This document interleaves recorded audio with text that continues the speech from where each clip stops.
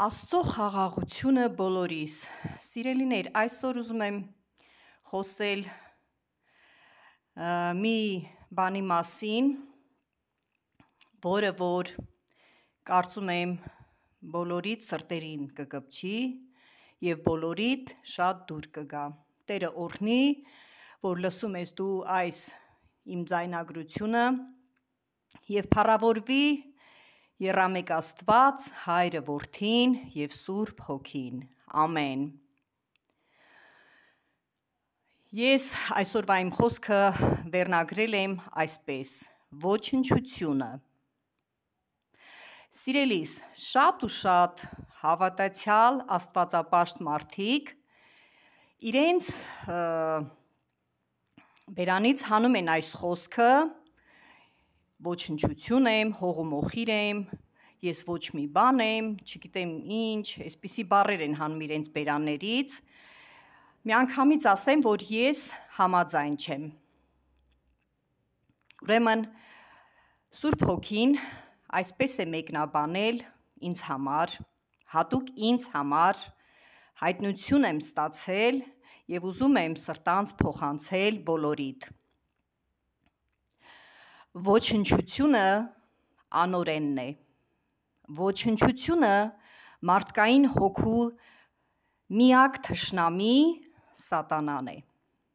սա մեկընդմիշտ թող տպավորվի քո սրտում, քո հոգում, քո մտքում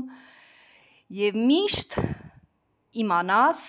որ Աստծո ստեղծած մարդը ոչնչություն չի։ Ես Աստծո աչքի բիբն եմ, ես Աստծո գանձն եմ, ես Աստծո մարգարիտն եմ, ես Աստծո սիրելին եմ, ես նա եմ, ում համար Աստված չխնայեց իր միածին որդին և Հիսուս Քրիստոսը խաչի վրա մահացավ ինձ համար, որ ինձ փրկի, որ ինձ համար հարություն առնի, համբարձվի և ուղարկի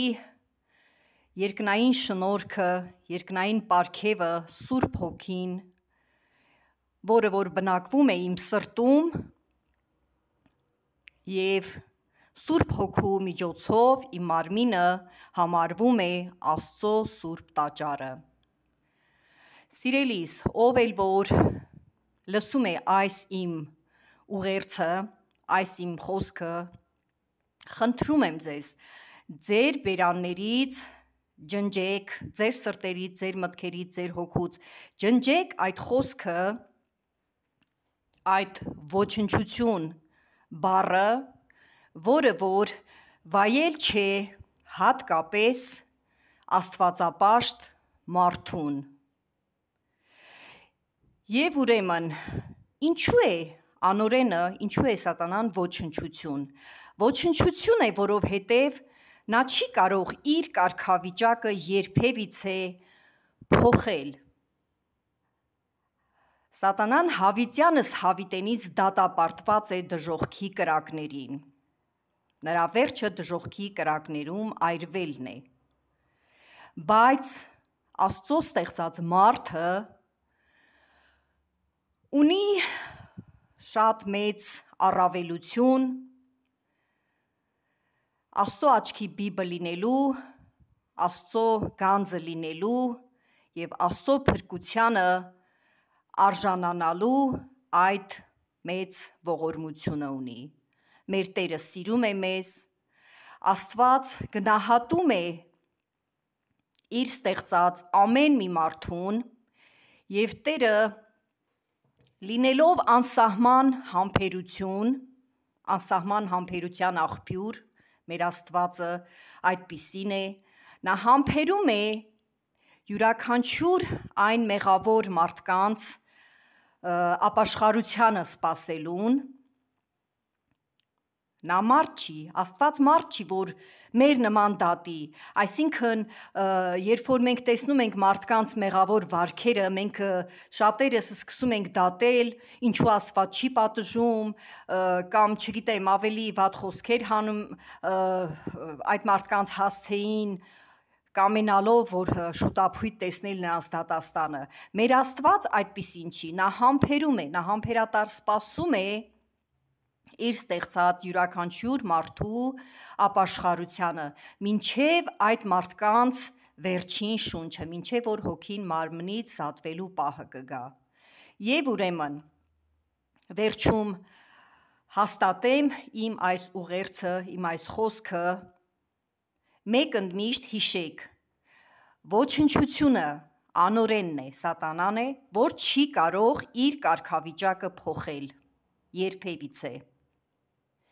քանզի հավիտյանս հավիտենից դատապարտված է, նրա դատը արդեն արված է, իսկ մարդը, ինչքան էլ որ մեղավոր լինի,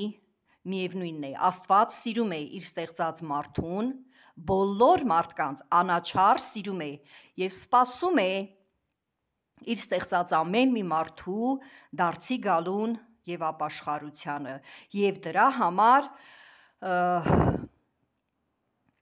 ոչ մի մարդ իրավունք չունի իր բերանից հանի այդ խոսքը, թե ինքը ոչնչություն է։ Եղեք օրհնված, Աստված օրհնի քեզ, որ լսեցիր և ընդունեցիր և այսուհետև քո բերանից չես հանի այդ խոսքը ինքդ քո հասցեին կամ որևէ մի մարդու հասցեին։ Մենք կանչված ենք, մենք աստվածապաշտ մարդիկս կանչված ենք Քրիստոսանման վարք ցուցաբերելու և գնալու մեղավոր մարդկանց հետևից, որպեսզի կարողանանք այս կամ այն կերպ նրանց փրկության խոսքը նրանց սրտերին հասցնենք և այդ մարդիկ դարձի գան, ապաշխարեն ու մեր առջևից որպես ապաշխարության պտուղ, մեր իսկ ապաշխարության պտուղ, վեր բարձրանա նրանց ապաշխարությունը մեր Աստծո առջև, փառք մեր